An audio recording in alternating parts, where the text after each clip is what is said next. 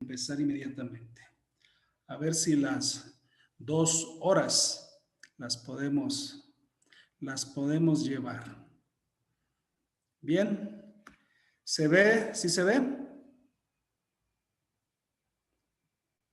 Sí, ok. Sí, Muy pastor. bien. Sí, sí se ve, pastor. Gracias. ¿Por qué la especialidad del santuario? ¿Por qué es necesaria la especialidad del santuario en guías mayores? ¿Alguien quisiera decir por qué? ¿Para qué nos va a servir? Porque es una de las creencias básicas de nosotros como adventistas, en el que se nos muestra que Cristo viene pronto. Una de las creencias básicas de nosotros los adventistas.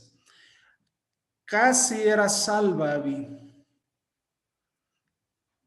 Casi era salva. Cuando digo salva, casi le atinabas. Esta especialidad, esta parte del santuario, ahora como especialidad, es algo distintivo de nosotros los adventistas, porque somos la única iglesia que tenemos este tema como una doctrina. No existe ninguna otra iglesia, hablando de iglesias, religiones, denominaciones como tales, que se pueda decir que tienen una doctrina como nosotros la tenemos. Así que eso es algo que nos distingue de todas las demás personas en el mundo religioso. Así que cuando Dios le ordenó construir el santuario, lo que él quería era darle una lección totalmente... espérenme, algo pasó.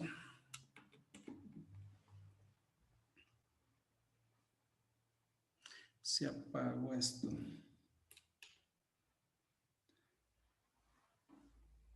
Bueno, se está trabando aquí algo. Ahorita volvemos por aquí. Lo que el Señor quería era dar una lección totalmente objetiva al pueblo de Israel acerca de las verdades espirituales y eternas, porque Él dijo en Éxodo 25:8, a ver, ¿alguien quiere buscar Éxodo 25:8? Todo lo que digamos, ustedes lo tienen que anotar, así que vayan tomando ahí nota de todo lo que puedan. Está el PowerPoint, pero no sé si compartirlo o no compartirlo. El hermano Carlos nos dirá si lo hacemos o no lo hacemos, hermano Carlos. Sí, sin problema, pastor. ¿Alguien ya encontró, por favor, ahí el versículo? ¿Cuál dijo, pastor? Éxodo Había 25. le encontró, le encontró. Éxodo 25:8. Y harán un santuario para mí y habitaré en medio de ellos. Harán un santuario para el propósito del santuario, para el pueblo de Israel en ese tiempo, era de que se iba a habitar en medio de su pueblo. A ver si ya. Ahí está ya. Creo que ya se compartió otra vez. Entonces,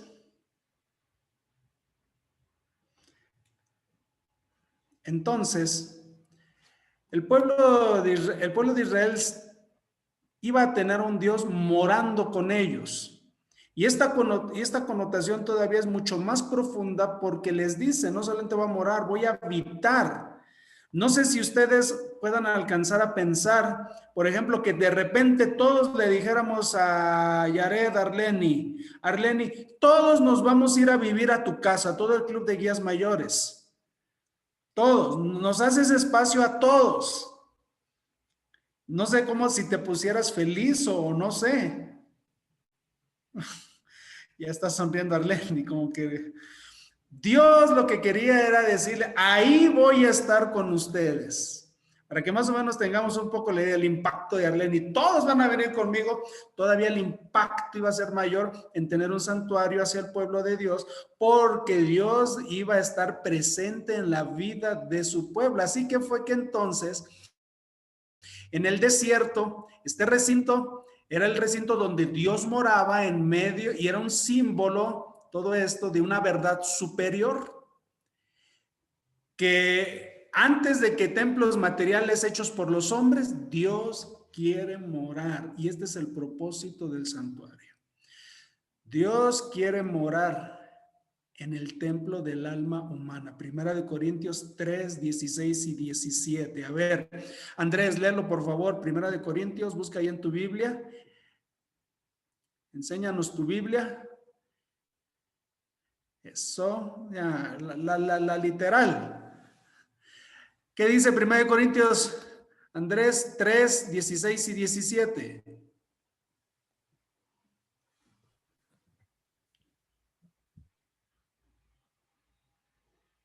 ¿Me lo puede repetir, pastor? 1 Corintios 3, ¿verdad? Me dijo. 3, 16 y 17.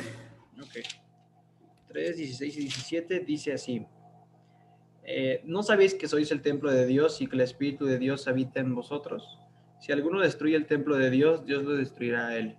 Porque el templo de Dios es santo, y ese templo sois vosotros. Ok.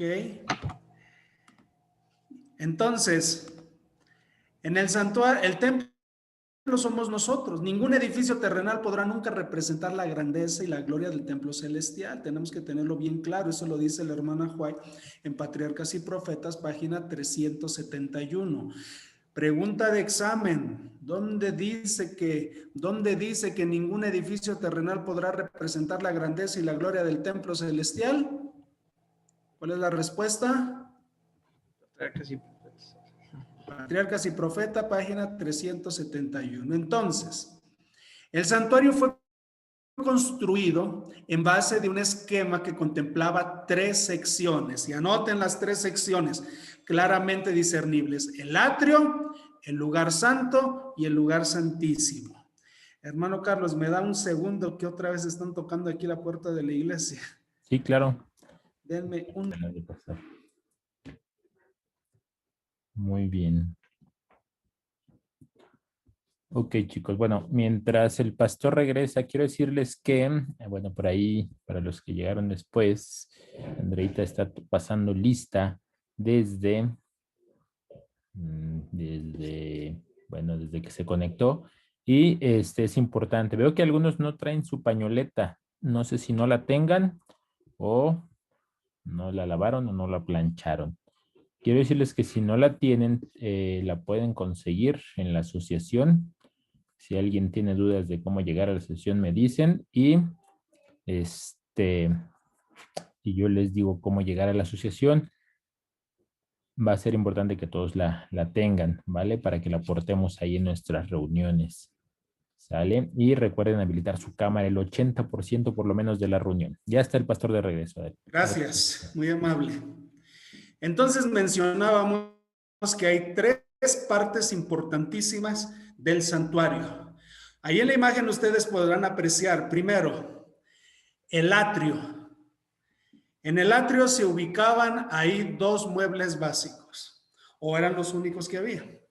El altar de los holocaustos y ¿cuál era el otro? ¿Alguien lo alcanza a identificar?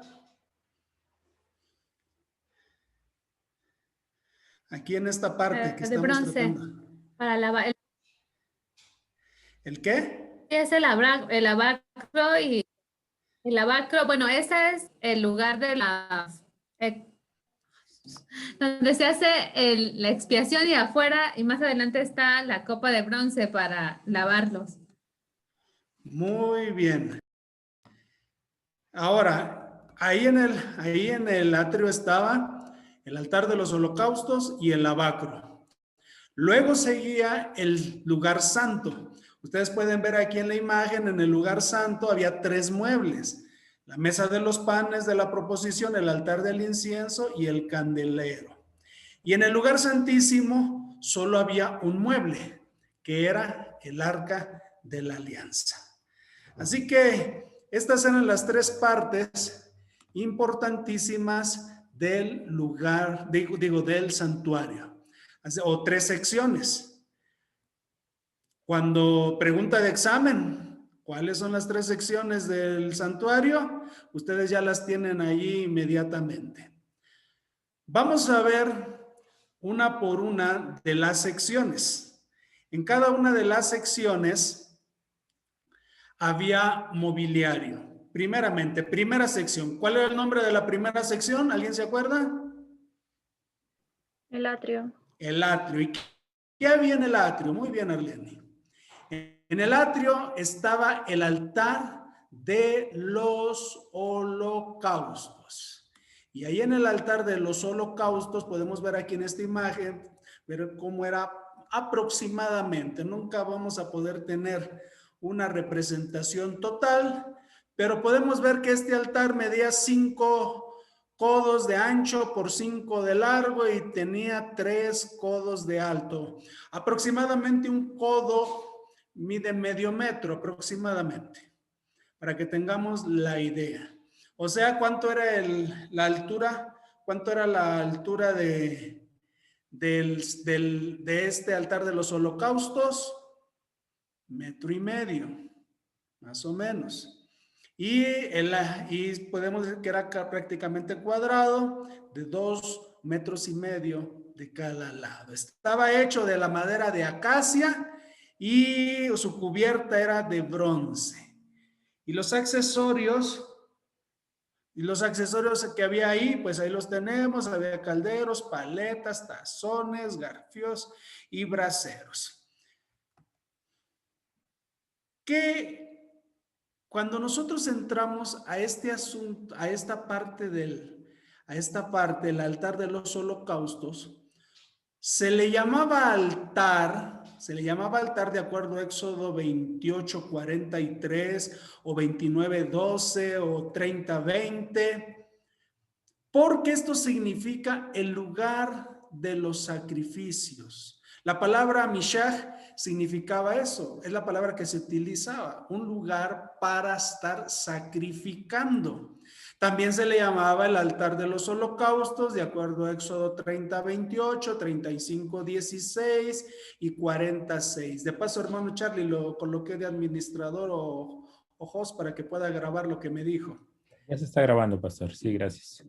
Entonces, el vocablo holocausto no expresa en nuestro idioma, miren, toda la riqueza, toda la profundidad de lo que quiere, de lo que significa. Esto va más allá de simplemente de presentar un sacrificio. La palabra holocausto en el idioma original era la palabra lag, y la gente cuando pronunciaba eso entendía que ascendía de aquí donde estamos hacia arriba, valga la redundancia, algo ascendía. Y entonces también entendían en su mente que era algo que ascendía con un olor suave, bonito. Todos ustedes seguramente han usado, por ejemplo, perfume. A todos les gusta usar perfume, me imagino. Y cuando uno usa perfume, entonces el olor es agradable. Para que un poco tengamos esa idea, entonces lo que Dios quería comunicarle a su pueblo era la idea de una entrega total y sin reservas, en un olor suave, y quien a su vez acepta las ofrendas de consagración, enviando el fuego divino para consumarlas. Era la respuesta de nuestro Dios, de acuerdo a Levíticos 9:24. La madera y el bronce fueron materiales usados para construir el altar, de acuerdo a Éxodo 27. Y entonces, este altar, ahí nosotros podemos verlo, podemos ver la bondad y a la vez la severidad de nuestro Dios. Bondad hacia nosotros los pecadores, pero también la severidad hacia la víctima que es vicaria, que estaba llevando los pecados de nosotros. Así que la posición, ¿por qué estaba colocado en primer lugar este mueble? Estaba colocado de tal manera que pudiéramos entender que no hay acceso a nuestro Dios no hay acceso a Dios a menos de que exista un sacrificio de por medio. Y entonces el altar nos hace pensar en lo que Jesús dijo en Juan 14:6. Yo soy el camino, la verdad y la vida, y nadie viene al Padre sino por mí. Para llegar al lugar santísimo, primero se tenía que pasar a través de esta parte del santuario. Entonces, el altar de los sacrificios tenía un simbolismo, había un símbolo y había una realidad. Y aquí en esta tabla que ustedes están mirando, ustedes pueden observar el símbolo, el sacrificio a Dios aceptado como un olor grato. Y en la realidad, ¿quién es el que se ofreció como sacrificio? Cristo Jesús, según Efesios 5:2. Dios se encontraba con su pueblo, y sacrificaba el lugar. Y la realidad es que nosotros somos santificados mediante la ofrenda del cuerpo de Cristo Jesús. Y el cuerpo entero era consumado en el altar, según Levítico 6:9, que ahí ustedes tienen. Nosotros debemos de presentar nuestro cuerpo en sacrificio vivo, santo y agradable. Si ustedes notan, las cosas se van trasladando. El propósito de Dios era que el pueblo entendiera, primeramente, lo que Dios quería hacer con ellos. Y ahora nosotros tenemos la responsabilidad de nosotros mismos. Y la sangre derramada al pie del altar nos hacen ver la realidad. ¿Quién es el que derramó su sangre? Cristo Jesús, de acuerdo a Isaías y Hebreos, de lo que aquí tenemos. ¿Alguna pregunta, muchachos? ¿Sí se va entendiendo lo que iba significando cada una de las partes? Bien, ahora vamos a la segunda parte, al segundo mobiliario que estaba en el atrio. Todavía estamos en la primera sección del santuario. ¿Qué había en el atrio aparte del altar de los sacrificios? Estaba el lavacro. Y este asunto del lavacro, nosotros, miren, no hay mucha información realmente en cuanto al tamaño, a la forma, pero sabemos que se construyó de acuerdo a lo que dice Éxodo 38:8, utilizando los espejos de bronce que las mujeres, que velaban a la puerta del tabernáculo. Y el bronce parecía representar en aquellos años firmeza, solidez e incorruptibilidad de los mandatos de nuestro Dios. Así que si alguien un día les pregunta de qué estaba, de cuál era la medida, cuál era la forma, pues no hay mucha información de esto.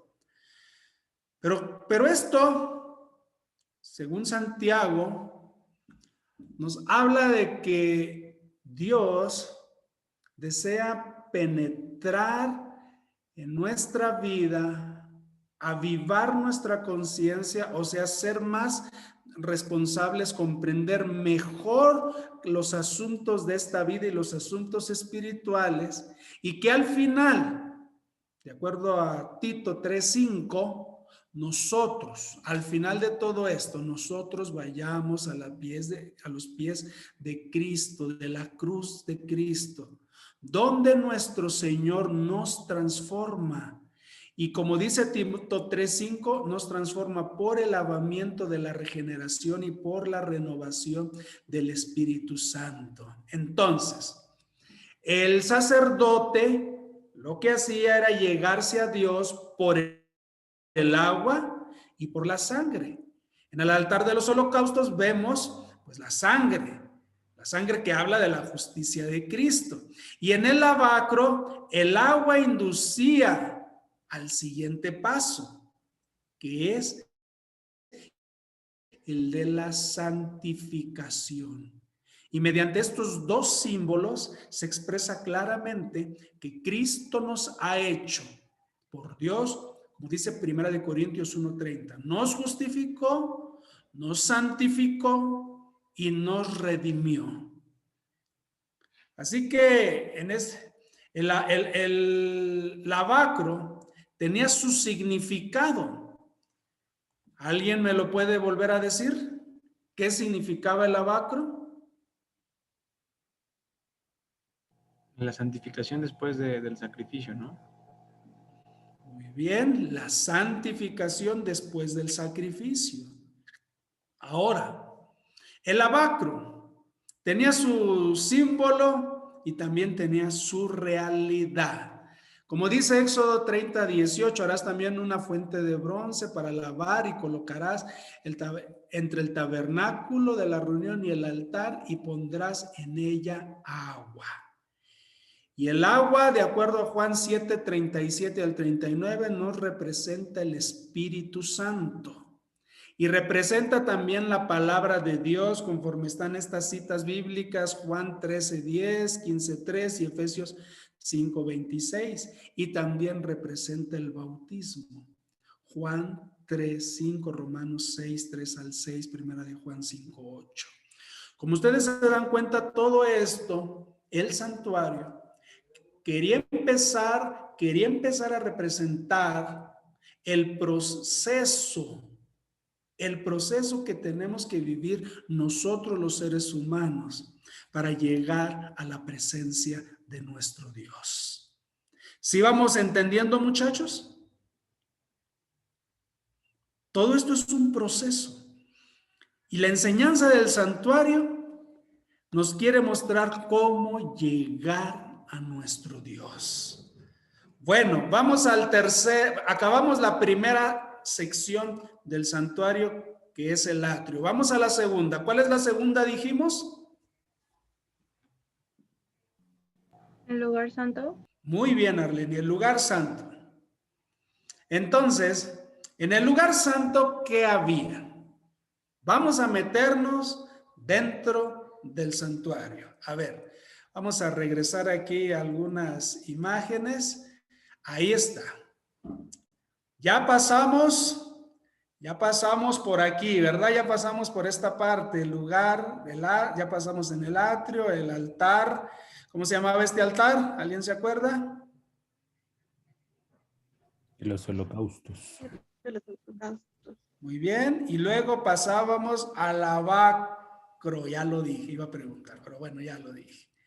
Y ahora dejamos el altar atrás y nos vamos a meter dentro del santuario al lugar santo. Y aquí en el lugar santo nosotros tenemos que hay, ¿cuántos elementos dijimos?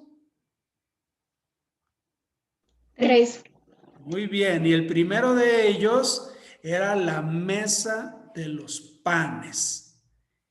Esta mesa de los panes fue construida con madera de acacia, se recubrió totalmente de oro, como ustedes lo pueden ver ahí en la imagen, y medía 2 codos de largo por 1 de ancho y 1,5 de alto. ¿Cuánto medían metros?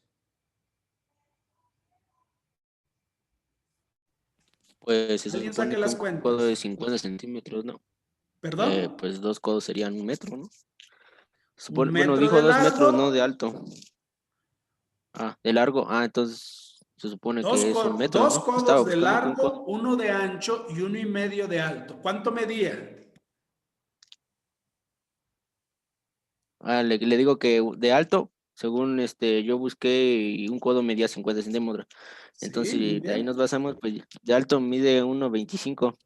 Más o menos, muy bien. ¿Y de ancho y de largo? ¿O largo y ancho?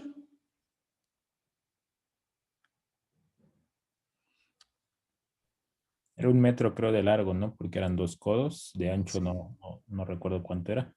Ancho, mencionamos un codo, Entonces, medio metro. medio metro.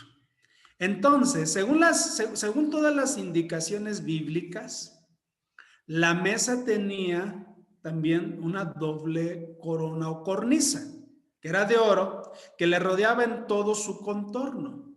Y entonces la simbología nos autoriza a suponer un poco que esta doble cornisa o corona señala a Jesús como rey, Y aparte Jesús, aparte de ser rey, ¿qué es? Sacerdote. Según Hebreos capítulo número 7, es nuestro sacerdote.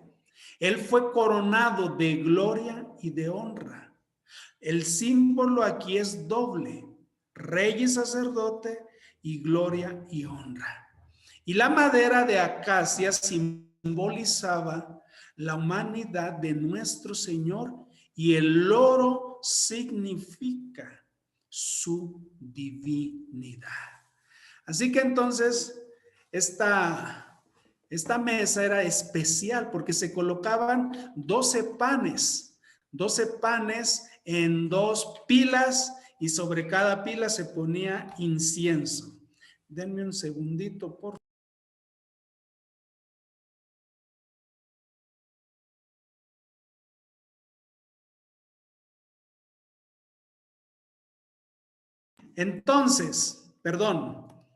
Entonces, ¿cuántos panes había de cada lado? 12, ¿no? Ese era el total de panes. 6 y 6. 6. Ese era el total. ¿Cuántos había en cada lado? 6.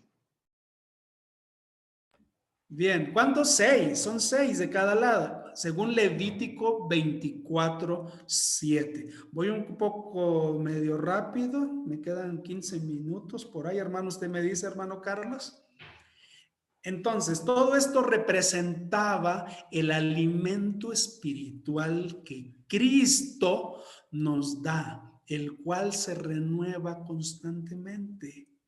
Y entonces, así como los panes de la mesa del santuario se renovaban cada semana, nosotros necesitamos ese pan sagrado. Necesitamos nosotros contener el pan sagrado, un pan continuo, un pan continuo renovado, y cada sábado se renovaba.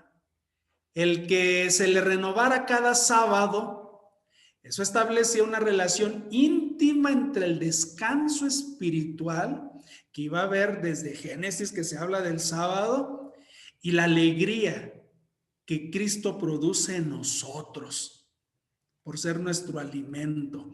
Es como cuando ahorita todos ustedes comieron y al comer están felices, ¿verdad?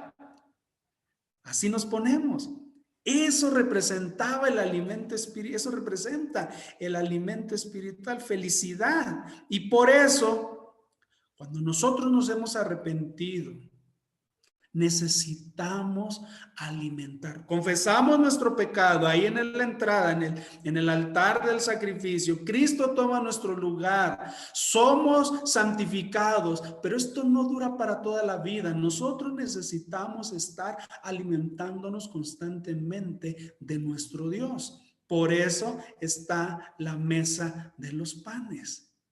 Si no, nosotros, como decimos comúnmente, no llegaríamos a ningún lado hablando espiritualmente. No vamos a llegar a ninguna parte de nada de lo que estamos buscando.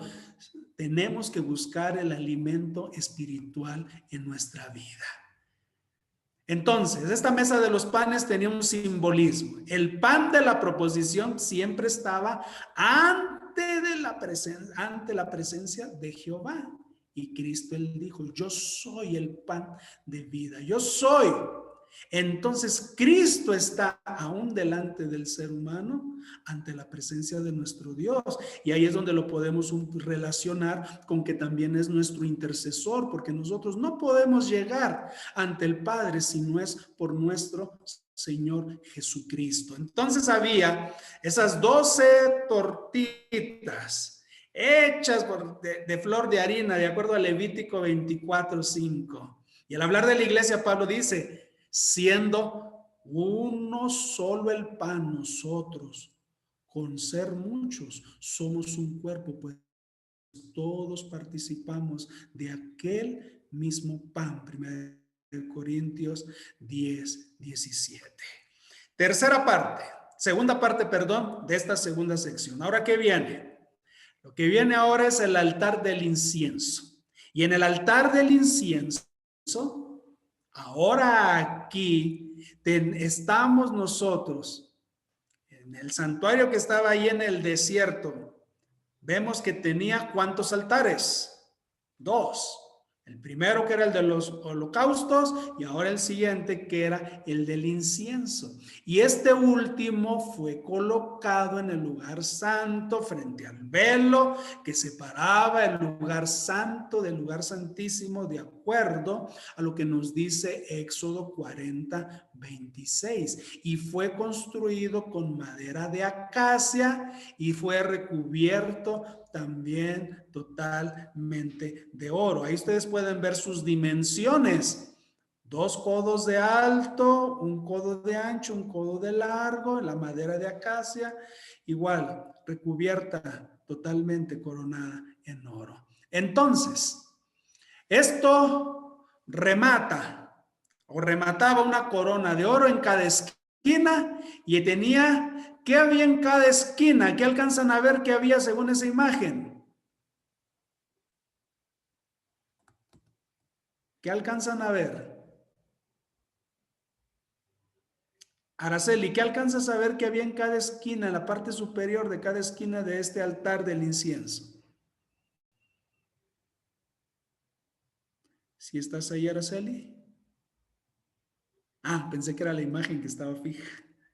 ¿Sí se alcanza a ver o no, Araceli? Tiene como una madera, creo. No sé. La figura que ven ahí, Jonathan, ¿qué dice ahí? ¿Qué alcanzas a ver, perdón, Jonathan? En cada esquina, pues se supone que había, ¿cómo se dice? Arillos o aros, pero para donde pusieran ahí los 2 bastones, ¿no? Para cargarlo, creo. O no sé si es eso. A ver, ¿quién más? Vale, Valentina, ¿qué alcanzas a ver tu hija? Según yo son como ángeles, ¿no? Bueno, la imagen no nos permite ver muy claro el asunto, no es tan clara. De acuerdo a Éxodo 37, 25 al 27, ahí había en cada esquina había un cuerno. Y sobre los cuernos, sobre esos cuernos, ahí se untaba la sangre de la expiación cuando el sacerdote o la congregación pecaban. Y también en el día de la expiación sucedía eso.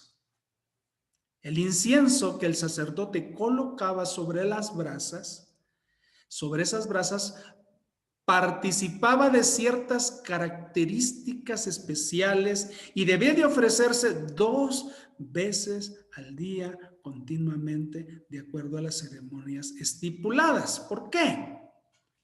Esta tarea era una de las tareas más sagradas de todas las que podía realizar el sacerdote.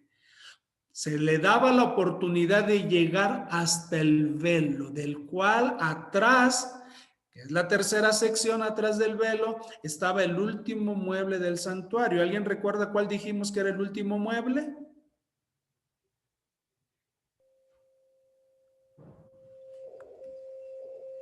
Brenda, ¿te acuerdas cuál dijimos que era el último mueble?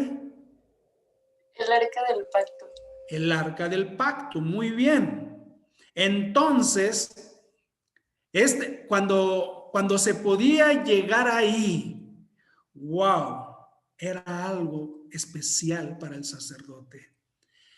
Por ejemplo, en los tiempos de Zacarías, todo esto se interpretaba como un favor muy, pero muy, muy grande de parte de Dios el que un sacerdote pudiera oficiar la quema del incienso.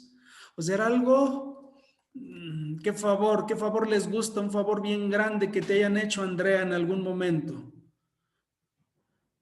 ¿Cuál ha sido el más grande favor que te han hecho? No nos digas, pero imagínate, ¿no?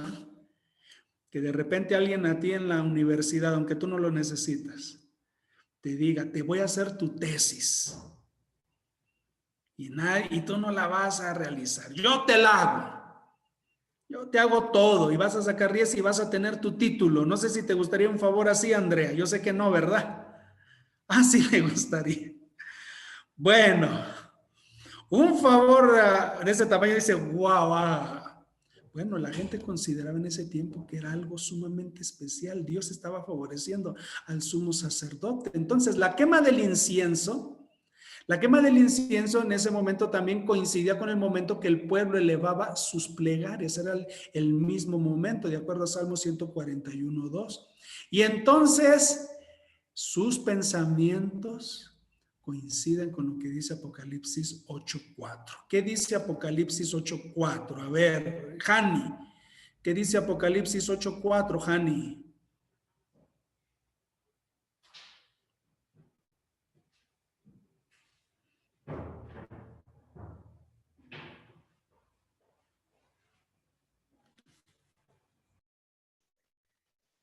Apocalipsis 8:4 dice: yo a la presencia de Dios, el humo de las oraciones de los santos.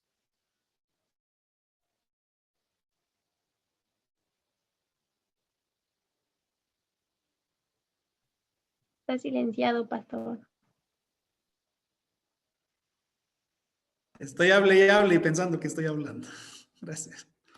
Bien, decíamos que entonces esto nos lleva a que coincida con lo que dice Apocalipsis. Y de la mano del ángel subió de la presencia de Dios el humo del incienso con las oraciones de los santos. El altar de los holocaustos y los sacrificios nos comunican con una verdad fundamental en Cristo, que hay reconciliación perpetua. Y mientras que el altar del incienso, donde se ofrece el perfume santo, enseña que Cristo intercede siempre en forma perpetua. Ahora, este altar del incienso, recuerden que representa también a Cristo como el medio eficaz a través del cual elevamos a Dios nuestra alabanza, como dice Hebreos 13 al 15. Así que todos estos altares deben de ser estudiados y comprendidos en una expresión multifacética de una verdad esencial. Siempre el sacrificio es la antesala de la alabanza. Nunca olvidemos esto. Por eso en esta vida primero vivimos una vida de sacrificio antes de vivir una vida de gloria cuando lleguemos al reino de los cielos. Y su significado del altar del incienso, el símbolo, es que este altar estaba delante del velo en el santuario terrenal y un altar de oro delante del trono de Dios estará ahí en el cielo. Y de mañana y de tarde el sumo sacerdote quemaba incienso sobre el altar y mucho incienso es añadido. ¿A qué cosa dice Apocalipsis? A las oraciones. Por eso es necesario que oremos. Por eso es necesario orar, orar, orar y orar. Platicamos mucho entre nosotros como amigos, pero necesitamos mucho más platicar con nuestro Dios. Bueno, y vamos a la última parte. Creo que me quedarán, ¿qué? 5 minutos, hermano Carlos. Sí, correcto, pastor. Muy bien, vamos casi a lo último, el candelabro. Este asunto del candelabro. Bueno, el candelabro, la escritura no nos da no nos dice las medidas del candelabro, pero sí se informa que el candelabro se le dio a Bezalel un talento de oro y se le indicó que hiciera un candelabro usando fuego y martillo para la construcción. Y el artefacto que resultó el ser más elaborado, pero el más bello de todo el mobiliario. El candelabro fue construido totalmente de oro. Tenía su base, y tallo, por decirlo de esa forma.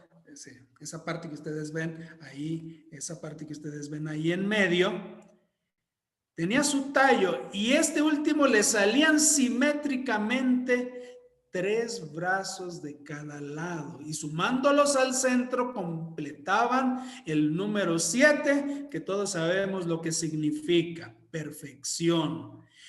Entonces cada brazo por sí constaba de 3 cálices o a modo de una flor de almendro con sus globos y sus lirios. Y los 7 brazos remataban en 7 lámparas, acababan en 7 lámparas que debían de permanecer encendidas. De acuerdo a Éxodo 25, 31 al 40, ¿cuánto tiempo deberían de permanecer encendidas?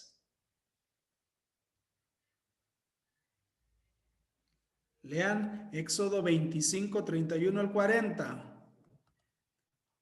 Bueno, en lo que lo leen, porque el tiempo se acaba. Deberían de permanecer encendidas de día y de noche. Nunca se apagaban.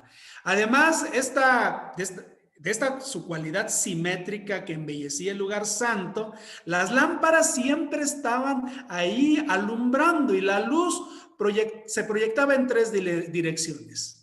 Éxodo 40, 25 nos dice que alumbraba delante del Señor. Éxodo 25, 26, 35 nos dice que alumbraba hacia la mesa. Y también Números 8, 2 nos dice que alumbraba delante del candelero. Así que la luz es un símbolo de la iluminación del Espíritu Santo por el cual el templo del alma de nosotros queda iluminada para la gloria de nuestro Dios. Y ahí ustedes tienen el simbolismo y la realidad de este asunto del candelero. Y por último, vamos al Arca de la Alianza. Y con esto terminamos el día de hoy. Notan que entonces, después de haber sido perdonado, confesado el pecado, limpiados, santificados, nos hemos alimentado del Señor. Necesitamos al Espíritu Santo.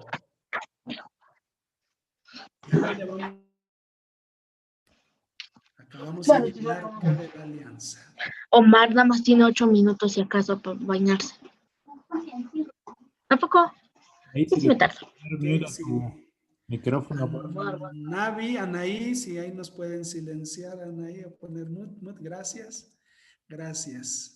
El lugar santísimo es donde estaba el arca y ahí quedaba separado del lugar santo mediante, ¿qué habíamos dicho? ¿Alguien se acuerda que dividía el lugar santo del lugar santísimo?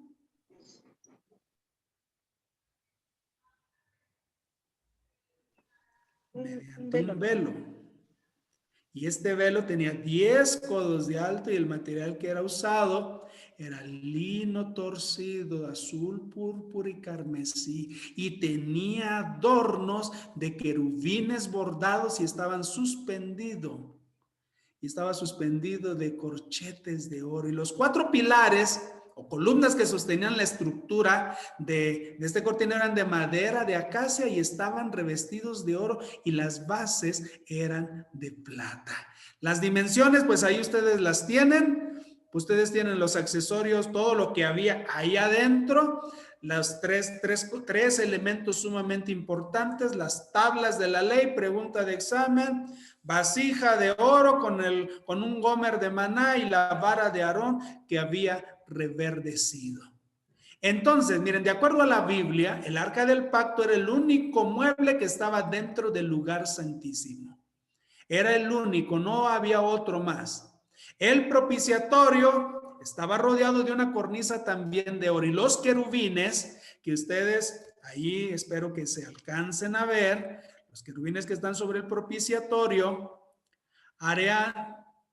estaban ellos ubicados uno en cada extremo, uno en un lado, otro en el otro. Y de una pieza, como dice Éxodo 25, 18, con el propiciatorio se harían los dos querubines con esos 2 extremos. Era una parte junta. El arca, recordemos, fue el receptáculo, el lugar donde se recibió las tablas de la ley de nuestro Dios. Y ahí estaba también, ¿qué dijimos? La vara de Aarón y una pequeña urna de maná.